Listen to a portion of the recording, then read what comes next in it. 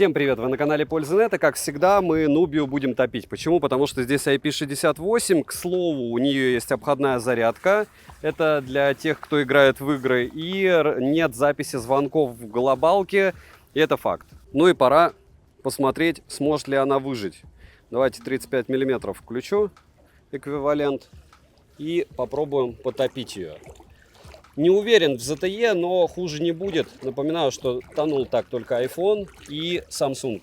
Все остальные смарты у меня жили. Даже Xiaomi, которые у кого-то тоже тонули. Ну и в целом, кстати, он даже не вырубил съемку.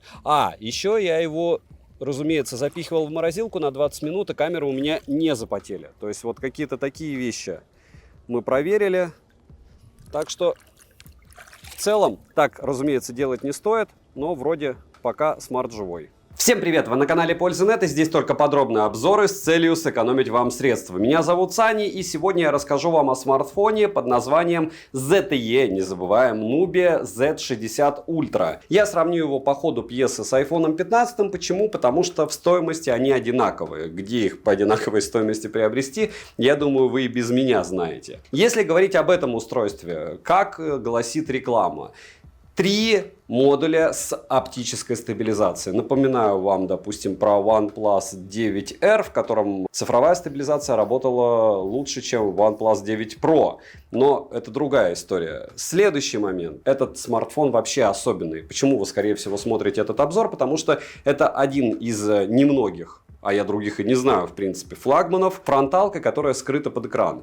1300 люксов яркость, он себя отлично повел в онлайн-тесте у меня на Польза.нет стримы, в играх. Да, он чуть-чуть грелся, да, он сбрасывал яркость, но смартфон отработал на все 100. Разумеется, быстрая зарядка, защита от влаги IP68, разумеется, здесь стерео, прямые грани, металлическая рамка. Помимо этого есть еще инфракрасный порт, USB Type-C версии 3.1, то есть у нас быстренько файлы будут скидываться, 2 симки, и вроде бы все волшебно, правда? Но, как говорится, не все так просто, тем более, когда ценник такой вкусный. Смотрим. Распаковка. Поставляется эта модель в черной коробке из плотного картона с названием и краткими характеристиками модели. Упаковка хорошая. В комплекте мы имеем сам смартфон с наклеенной защитной пленкой, прозрачный пластиковый чехол для защиты тыльной части смартфона и углов. Притом он довольно печального качества, потому что он жесткий. Если решите брать этот смарт, лучше заранее чехол заказать. Краткое руководство, кабель для зарядки с Type-C на Type-C, блок питания на 80 Вт с китайской вилкой и ключ для извлечения прорезиненного слота под 2 нано-сим-карты. eSIM смартфон не поддерживает, как и расширение внутренней памяти microSD картой. Весит смартфон 246 граммов, а габариты составляют 164 на 76 на 9 мм. Розыгрыши море, читаем описание, какие сейчас актуальны. Постоянно это 5 Mi Band 8 серии, разыгрывается за лайк, подписку и комментарий к любому видео ежемесячно. Подписывайтесь с колоколом, перейдем же к смартфону. Поставляется этот девайс в черной и серой расцветке, а также есть специальная версия с уклоном в творчество Ван Гога, как в прошлом, кстати, смартфоне, на который тоже был обзор на канале, посмотрите.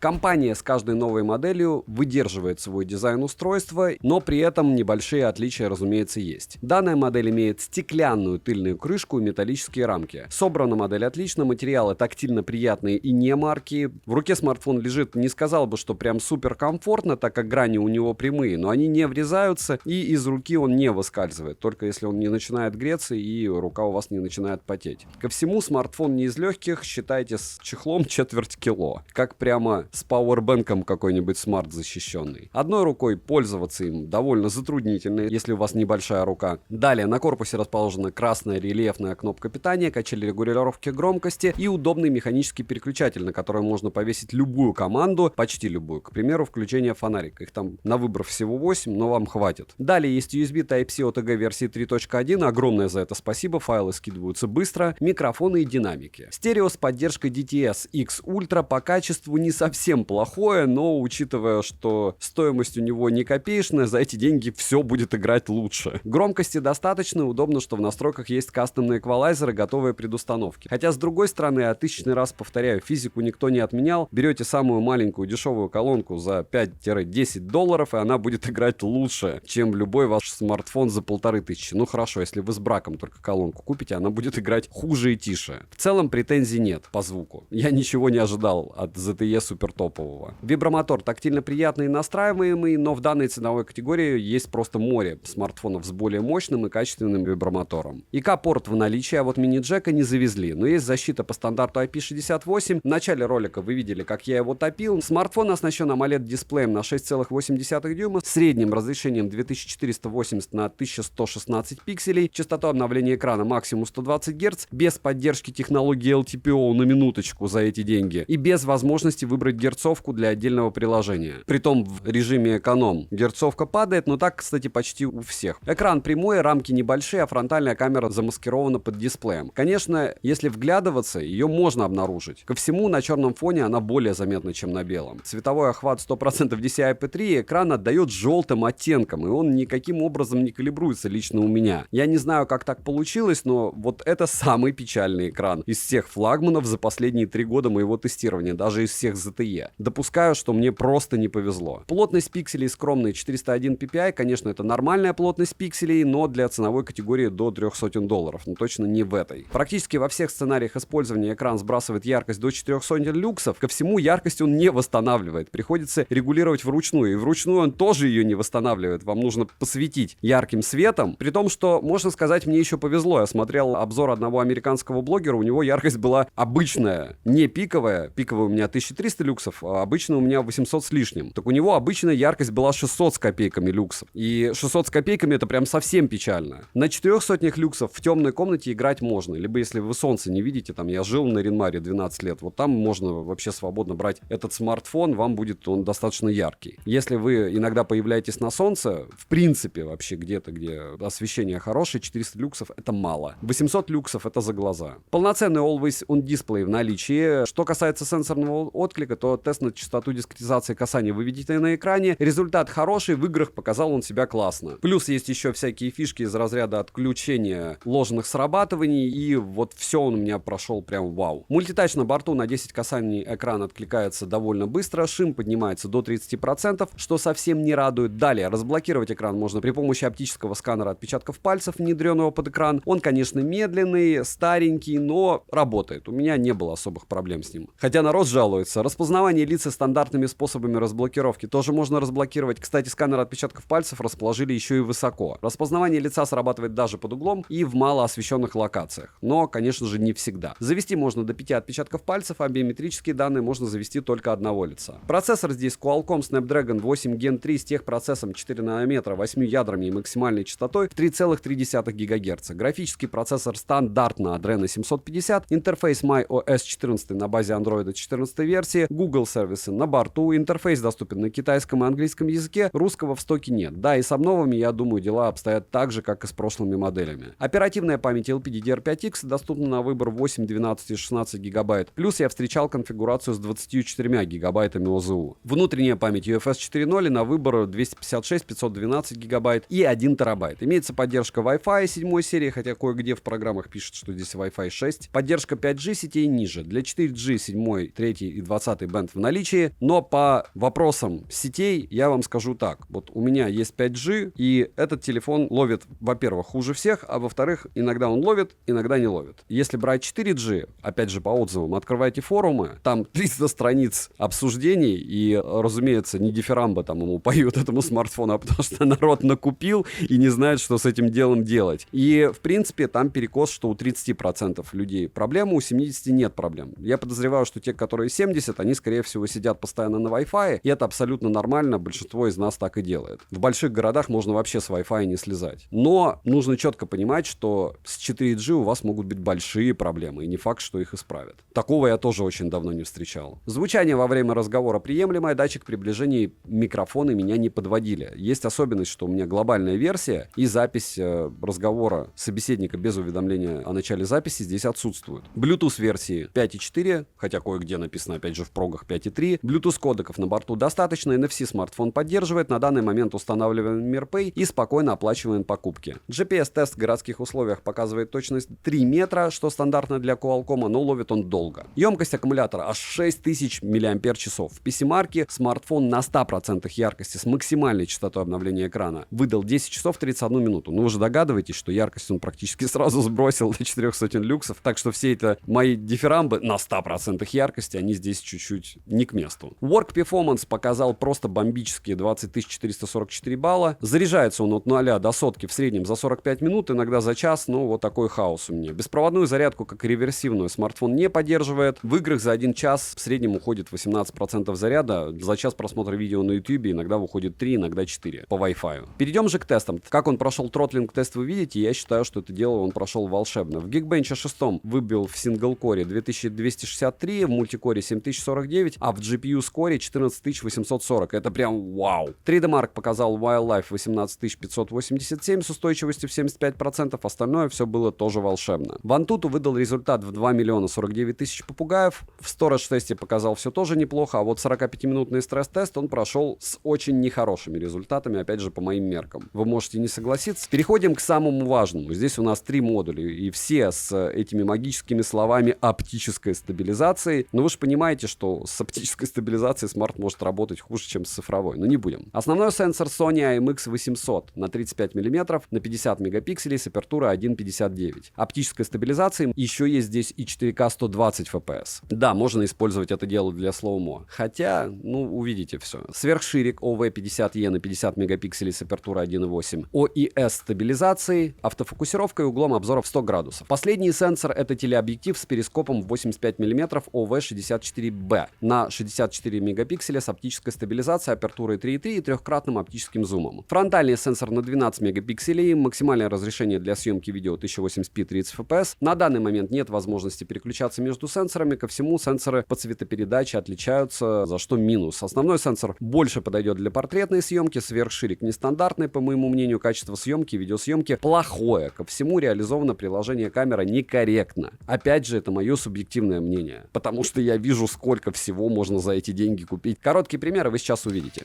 Максимальное время съемки на Nubia 15 минут, 4К 60 FPS на iPhone 15, он в чехле, этом ауговском, от чего микрофоны, наверное, работают ужасно. У Nubia 4К 60 FPS, но iPhone может переходить на ультраширик, Nubia в этом режиме не может. У Nubia эквивалент 35 мм, поэтому вы сами видите, насколько уже картинка. Да, в каком-то смысле она выигрывает, но в каких-то моментах я бы сказал, что такой вариант развития событий, он для многих будет хуже, но не факт. Опять же, вот смотрите, как будет фокусировка на различных цветочках. На максимуме и по максимуму я пройдусь. Стабилизация везде включена стандартная, никаких особых режимов не включено. По идее, у Nubia все будет хуже, но не факт. То есть вполне возможно здесь за счет программной части аппаратная будет вывозить лучше. Опять же, не факт. И вот так, цветочки. Давайте против солнца. Против солнца. Туда я смотреть вообще не могу. Тенек. Можем еще прозумировать сейчас на один интересный объект. Я думаю, всем будет полезно, как и что это все выглядит в итоге. Видите вы, я это не вижу. То, что я вижу на экране, повторяюсь, вижу я. И оно не соответствует тому, что видите вы. Это X10, у яблока X6. Давайте сравнивать, допустим, X10 против X6. С автофокусом, что с ума, почему он с ума сходит, я не знаю, с автофокусом какая-то беда. Ну давайте X6 включим на Nubia. Так, если план... Я не знаю, что с ним происходит, потому что я не держу руки на экране. Ну вот так.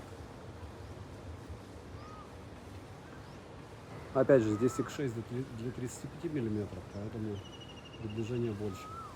Ну, в чем плюс? Фронталку нам особо долго сравнивать не стоит. Фото сравнивать не стоит у фронталки. И, в принципе, вы можете сейчас увидеть, в чем разница между устройствами в одинаковой стоимости с фронталкой. Ну и здесь ультраширики, 4К 60 FPS, съемка с двух рук в движении. плюс-минус вибрации должны быть одни и те же. И по мне, кстати, на ультраширик Nubia вот сейчас есть ощущение, что уделывает яблоко вообще по полной программе. Хотя контраст она выкручивает тоже эгегей. И с динамическим диапазоном какая-то началась беда. Но и с балансом белого беда. Вообще что-то совсем беда. В каких-то моментах, значит, она, получается, выигрывает. Это ультра широкоугольная камера, которая, в принципе, в кропе дает нам как базу в X2. Зум, в принципе, вроде бы цифровой, но главное, что вы в итоге имеете. А в итоге все-таки лучше два основных модуля сравнивать, а не что-то там. Два основных модуля, съемка против солнца, вообще неприятно в камере. Она ничего, разумеется, не видит. Видит только так. На ультраширик переключиться на Nubia, повторяюсь, нельзя.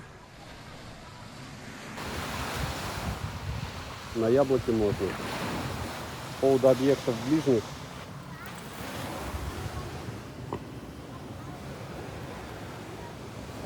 По мне уделывает Nubia вообще по полной.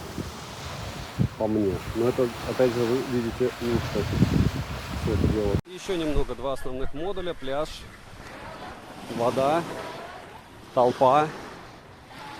Ну, смотрите, какая оптика у мужчины. Ему бы рассказать про Oppo. Это два фотоаппарата бесполезных. Да? И вот так сможете снимать движение. Основной модуль, точнее ультраширик у айфона, ультраширик у Nubia.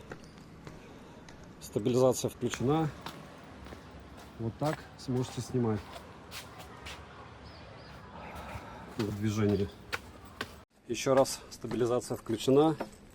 35 мм у Nubia. Основной модуль на яблоке. Движение вверх. Вода. Спортзал.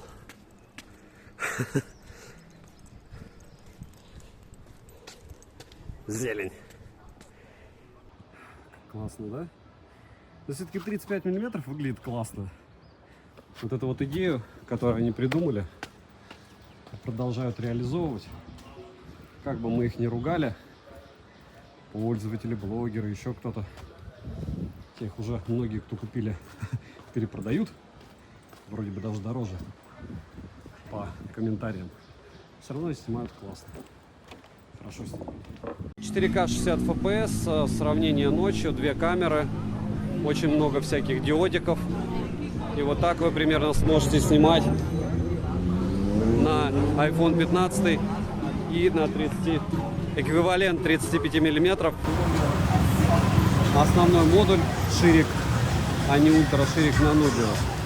На что на... Вот у меня ультраширик получился на Nubia. Что за печаль? В общем, два ультраширика. Теперь 4К 60 FPS, вот, теперь уже реально два модуля основных. 15 iPhone и Nubia Z60 Ultra. Довольно непривычно снимать на Nubia. Прям непривычно. Но с другой стороны, я каждый раз думаю о том, что кому-то это будет прям вообще вау-вау-вау.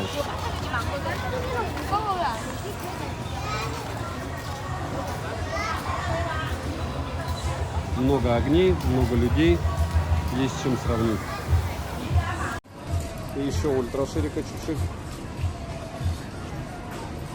Мерцание какое-то ловил Nubia, зато у айфона тоже, мне кажется, еще может всего-чего.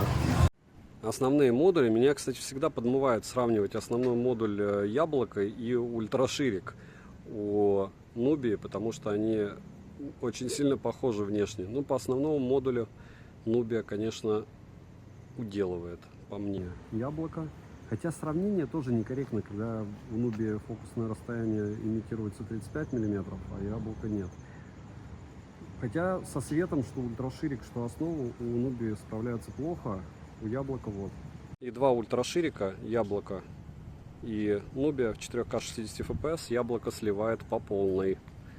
Только работа со светом может быть лучше. Ультраширики 4К 30 FPS, яблоку это не помогает. Вообще никак. То есть здесь у нас прям пропасть. Основные модули 4К 60 FPS, что на айфоне, что на Nubia. И вот так вы сможете примерно снимать. Кстати, все, кто хейтит мой канал или кто хочет мне плохого, обрадуйтесь. Я сегодня первый раз за 1,5 года впаялся и помял человеку 2 двери. Но он рад, заплатил я ему много. Я рад, что у меня опыт и никто не пострадал. Но теперь я с вами абсолютно согласен, что нужно покупать хороший шлем и ехать аккуратнее везде. Но не об этом рассказ. Всех, кого надо, порадовал. А рассказ про то, что яблоко здесь сливает по полной. Притом у 15 Pro Max была бы история лучше, а вот у iPhone 15 я считаю, что все как минимум плохо. Во всяком случае, я вижу плохо. Вы можете видеть, что все хорошо. Здесь даже сравнивать нет смысла. Ультраширик в тех же условиях. Его не хочется тестировать. YouTube подумает, что у меня какой-то супер плохой ролик. 4К 60 FPS, совсем немного финального пляжа. И потом еще сделаем финальный пляж 4К 30 FPS. Работа со светом. Опа. Да. 4К 30 FPS, основные модули. Вот здесь получше работа со светом у Nubia. По цветам сейчас яблоко выигрывает. И плавненько. Хотя, опять же, цвет песка, но на том, что я вижу, ближе у Nubia. А вот синий цвет на здании был ближе у яблока. 4К 120 FPS, йо-хо-хо, и бутылка рома. 4К 120 FPS, максимум 15 минут видео. Повторяюсь, исходники у меня в ТГ. 4К 60 FPS. По сути, все-таки я его разбудил чуть-чуть.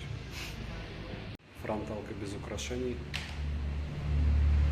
Такая себе. Вот нравится мне здесь примеры на фронталку делать, особенно ночью. Ну вы поняли. Вот так вы сможете себя снимать. Хотя что-то все равно, кстати, видно.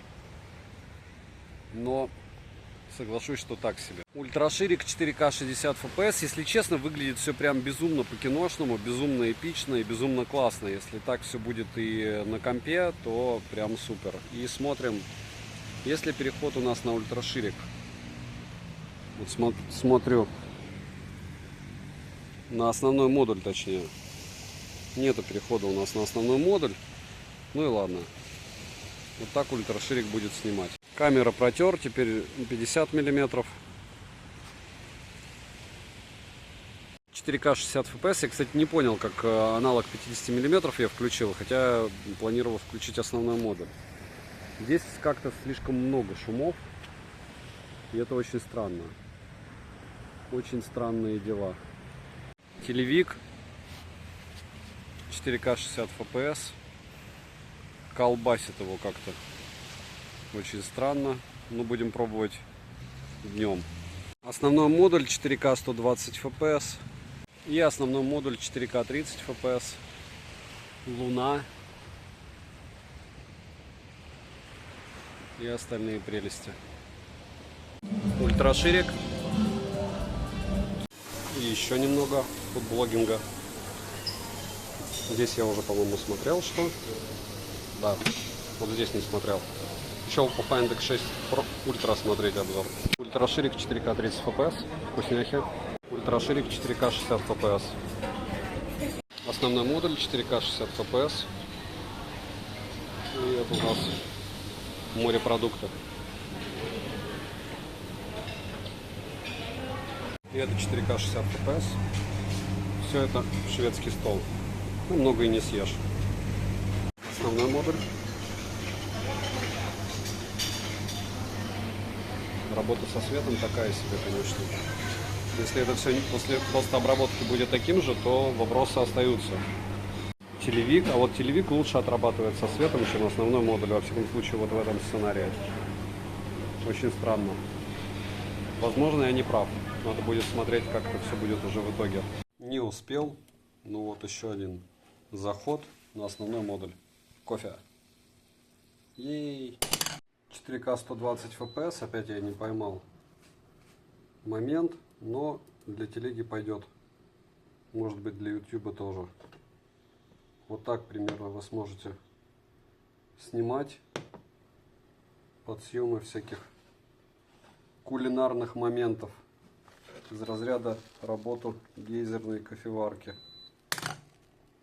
Уже не первый раз. И основной модуль 4К 120 FPS. Разумеется, тоже переходить никуда нельзя. Основной модуль 4К 60 FPS под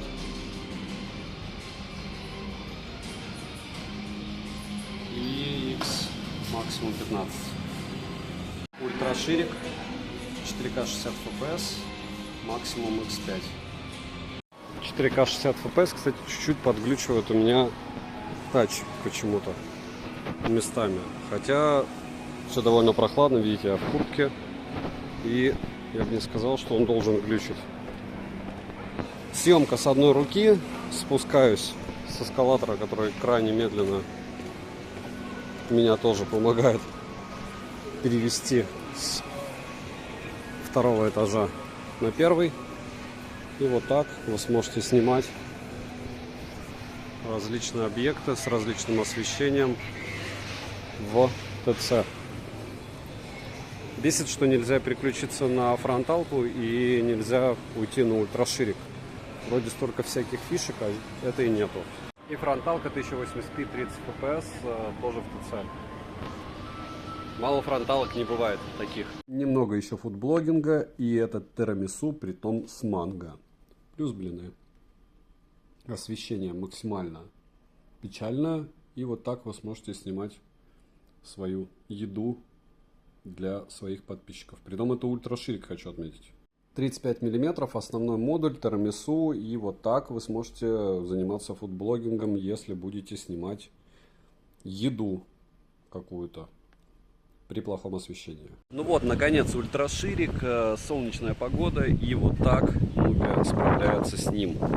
Если смотреть на то, переключается ли он на основной модуль с ультраширика, то нет, к сожалению. Хотя и съемка классная, но хотелось бы, чтобы переключался, правда. Теперь основной модуль 35 мм, и вот так сможете снимать на него. Сейчас закрыл, ну, получается, основной модуль. Да, на телевик он не переключается, к сожалению. Ну, вот так, максимум X15. Кстати, до обзора одним кадром, вот на полностью вытянутой руке, как вы сможете снимать себя на основной модуль. Это не так просто, и я считаю, что это, ну, технически основной минус. Люди, которые не привыкли снимать на 35 мм, они просто очень сильно удивятся, как далеко им надо оттягивать руку, либо ставить штатив, чтобы снять себя. Фронталка максимум 1080p 30 fps, еще чуть-чуть примеров. То есть технически, в принципе, вы приобретаете смартфон с камерами на одной стороне, потому что вот это вот дело камеры считать довольно сложно. В каких сценариях использования? Для видеосвязи? Ну, даже для видеосвязи человеку будет, мне кажется, не особо комфортно. В общем, я не совсем понимаю вообще идеи такой камеры. Возможно, когда ее допилят, но учитывая, что представители брендов это дело не пытаются никаким образом форсить, то вполне возможно фронталок подэкранных топовых мы и не увидим. 4К 60 FPS, и это ультраширик. 4К 60 FPS, это основной модуль. Здесь, кстати, довольно темно, нестандартный лифт. И еще 85 мм X2.4 телевик. Прям как киношная картинка, если не только качество не брать. Ну что, так говорится, продолжаем извращаться. 4К 60 FPS. И вот так, если кто-то решит заниматься фудблогингом специально, без дополнительного освещения, показываю вам, как вы сможете снимать, пусть даже не кулинарные изыски, но может быть, кстати, и поготовить можно будет как-нибудь. для того, чтобы понять, как отрабатывает камера. 18 миллиметров яичница и X5 35 миллиметров яичница. 35 миллиметров. Продолжаем эпопею съемки в лифте и 4К 60 FPS, разумеется. X10 с 15 с 35 миллиметров. Долго очень переключается, конечно. И вот это вот окружающая действительность будет в ролике в обзоре одним кадром, как всегда, но со стороны моего лица. То есть я себя, когда хожу, здесь снимаю. Оценивайте, насколько хороша стабилизация, насколько все здесь, по вашему мнению, комфортно и приятно с точки зрения аудио, может быть. Сравнивать я буду этот смартфон с iPhone 15, потому что по стоимости как раз плюс-минус те же тапки, только в профиль по съемке. Но вы об этом уже, наверное, знаете. Фронталка в максимально комфортных для себя условиях. Вот так вас будет снимать в движении. Если остановиться, особо сильно лучше качества не будет. Лучше бы сделали какой-нибудь мультяшный режим, чтобы она тебя обрабатывала и там а-ля... Мне кажется, что рано или поздно так и сделают. И все. Потому что то, что вижу я, ощущение, что у тебя очень дешевый смартфон. А он не дешевый. Фудблогинг 35 миллиметров. Салат и голубцы. Ультраширик, фудблогинг, салат и голубцы. И телевик 85 миллиметров. Это, конечно, довольно сложно снимать. Не для еды. Потому что не сможете вы снимать на него. Давайте, кто любит такие штуки, блины. И если ты лупишь их, помните в детстве, кто себе в рот запихивал?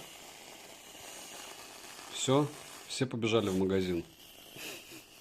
Фудблогинг forever. Чувствую, скоро буду канал по фудблогингу делать, да? Или не надо? 4К 30 FPS, ночь, съемка с одной руки, движение. И вот так вы сможете снимать, опять же, ночью. Ветер небольшой, не сильный. Что там с зайчиками, с работой со светом вы видите. Ну, запомнили 4К 30 FPS, сейчас увидите 4К 60 FPS. И это был ультраширик. И сейчас ультраширик тоже 4К 60 FPS. Ночь. Переходим на основной модуль. Основной модуль 4К 30 FPS. Съемка с двух рук. И вот так примерно вы сможете снимать благополучным образом на основную камеру. Допустим, источники освещения различные. Основной модуль 4К 60 FPS. Продолжение банкета. Иду довольно быстро. Съемка с двух рук. Но все равно стараюсь снимать плавно. Хотя, мне кажется, это не особо получается. 4К 60 FPS. Эквивалент 85 мм. X2.4. Телевик. Съемка с двух рук. Ночь. Движение. Так сможете благополучненько снимать. Хорошо или нет, решать вам. Фронталка. Еще немного. 1080p 30 FPS. Совсем чуть-чуть. Видите меня? Нет. А я есть. Основной модуль 35 FPS. И я хочу отметить, что все это время включена стабилизация. То есть вот так